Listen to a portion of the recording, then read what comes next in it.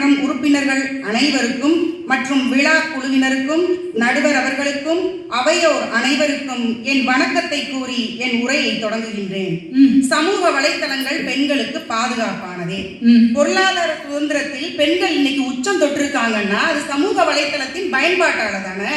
சரி, சிறப்பு. பாதுகாப்புக்காக வீட்டுக்குள்ள முடங்கி இருந்த பெண்கள் இன்னைக்கு சமூக வலைத்தளங்கள் கொடுத்த மிகப்பெரிய அங்கீகாரத்தாலதான் பெரிய வளர்ச்சி கண்டிருக்காங்க. இதை மறுக்க முடியுமா? வீட்டு தொழில் முனைவோராக மாறி பெண்கள் இன்று லட்சக்கணக்கில் சம்பாதிக்கிறாங்க.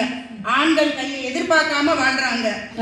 தான் திறமைக்கு வாய்ப்பு தேடி அலைஞ்ச காலம் போய் தாய் திறமை என்னன்னு தெரிந்து கொண்ட பெண்கள் அதை உலகிற்கு வெளிச்சம் போட்டு காட்டுற மிகப்பெரிய பாலமாக எது இருக்குதுன்னா சமூக வலைத்தளங்கள் தாங்க.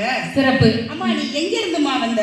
ஸ்னேகா பிபி கிரீம் யூஸ் பண்ணாம மன அழுத்தத்துல இருக்காங்களாம். நீ எந்த காலத்துல இருக்க? எங்களுக்கு தன்னம்பிக்கை கொடுக்கறதே ஆப் தாங்க. நான் எப்படி இருந்தாலும் நைட்டில இருந்தாலும் சரி, எதுல இருந்தாலும் சரி, என்னுடைய ஒரு போட்டோவை ஆப்ல எடுத்துட்டேன்னா எனக்கு பெரிய கான்பிடென்ட். என் புருஷன் நான் அழகா இருக்கேன்னு சொல்ல வேணாம், என் அம்மா அப்பா நான் அழகா இருக்கேன்னு சொல்ல வேணாம், அதை பார்த்து எனக்கே திருப்தி, கான்பிடென்ட்டா நெஞ்சு நிமித்திட்டு நடப்பேங்க. இந்த அம்மா என்னமோ இங்க சொல்லுது. இப்ப நாங்க அப்லோட் பண்ற போட்டோஸை மற்றவங்க பார்த்துட்டு நீ யூஸ் பண்ற ஸ்கோப் என்னன்னு கேட்குற அளவுக்கு, அது ஸ்கோப்பா ஆப்பான்னு தெரியாத அளவுக்கு நாங்க இருக்கோம். நமக்கு ஒரு கெட்ட பழக்கம். இது யார் சொன்னாங்க? ராஜி. சாரி, உங்க பேர் என்ன? முருகேஸ்வரி. அவங்க என்ன சொன்னாங்கன்னா, ஸ்னேகா சொன்னாங்களா முருகேஸ்வரி சொன்னாங்களான்னு சரியா தெரியல. ஆனா விஷயம், வெங்காரம் சாப்பிட்டு ஒரு பொண்ணு இறந்துருச்சுன்னு.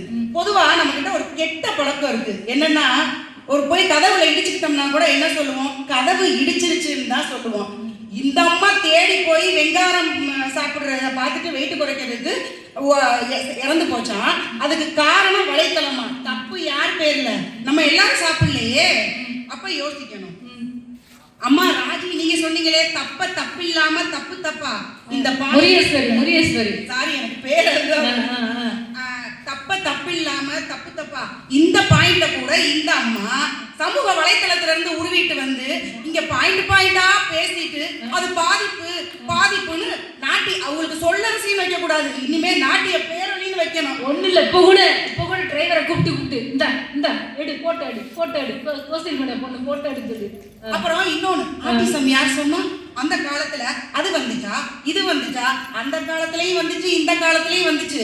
அந்த காலத்துல வந்தது தகவல் வந்து சேர்றதுக்கு நாள் ஆனிச்சு. இந்த காலத்துல வந்தது தகவல் உடனடியா வந்து சேர்ந்துருது. சிறப்பு வித்தியாசம். அப்புறம் அவங்க யாரு? அந்த புழுகு, ஆகாச புழுகு, உலக புழுகு. எங்களுக்கு பேரு டிஸ்ட்ரிக்ட் ஆபீசர் முத்தீஸ்வரி அம்மா, முத்துக்கண் அம்மா. வீட்டுக்கு அந்த சேர்ந்ததுல இருந்து நாங்க இன்னைக்குதான் எல்லாருமே சந்திச்சுக்கிறோம்.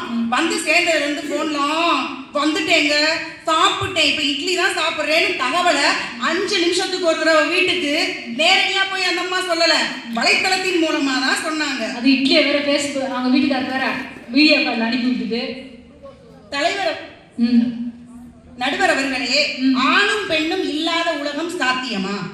இல்ல. எப்படி ஆணும் பெண்ணும் இல்லாத உலகம் சாத்தியம் இல்லையோ அப்படியே ஆன்லைனும் பென்ட்ரைவும் இல்லாத உலகம் சாத்தியம் இல்லைங்க. நேற்றைய தினத்தை சரி செய்ய முடியாமல் போன எத்தனையோ பெண்கள் நாளைய தினத்தை மிகச்சரியாக உருவாக்க முடியும் என்றால் அது சமூக வலைத்தளத்தின் பயன்பாட்டாலதான். இதை மறுக்கவே முடியாது. புரியாத பிரியம் பிரியும் போது புரியும், புரியாத பிரியம் பிரியும் போது புரியும்.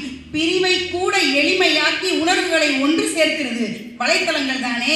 உலகத்துல எங்கேயோ ஒரு மூலையில் இருக்க நம்ம உறவுகளை கூட இன்னைக்கு உயிர்ப்புடன் ஒன்றிணைச்சு வைக்கிறது எது? சமூக வலைத்தளம் தானே. ஆசைகளுக்கு தான் எதிர்காலம் வேணும், ஆனந்தமாய் வாழ்வதற்கு நிகழ்காலமே போதும். அப்படிப்பட்ட ஆனந்தத்தை சமூக வலைத்தளம் மூலமா பெற்றுக்கொண்டு பயன்பெற்றவர்களை பற்றி தெரிஞ்சுக்கிட்டா எதிரணி இப்படி பாதிப்புன்னு கத்த மாட்டாங்க. அதாவது வாட்ஸ்அப்பில் அன்பை ஷேர் செய்து, யூடியூபில் நட்பை சப்ஸ்கிரைப் செய்து, ட்விட்டரில் சந்தோஷத்தை ஆர்டி செய்து, ஃபேஸ்புக்கில் திறமையை லைக் செய்து, இதுல இருந்து என்னங்க தெரியுது? இன்றைய உலகின் வெற்றி என்பது தொடர்பு கொள்வதில் தான் உள்ளது. கொலாபரேட் அண்ட் கம்யூனிகேட் தாங்க லைஃபே. அடிப்படையில் இணையதளம் என்பது நம்மை அடுத்த கட்டத்திற்கு அழைத்து செல்லும் உன்னத படைப்பு. நிமிர்ந்த நன்னடையும் நேர்கொண்ட பார்வையும் நிலத்தில் யாருக்கும் அஞ்சாத ஞான செருக்கும் எனும் பாரதியின் வரிகளுக்கு இணங்க நடுவர்களே நல்லா கவனிங்க.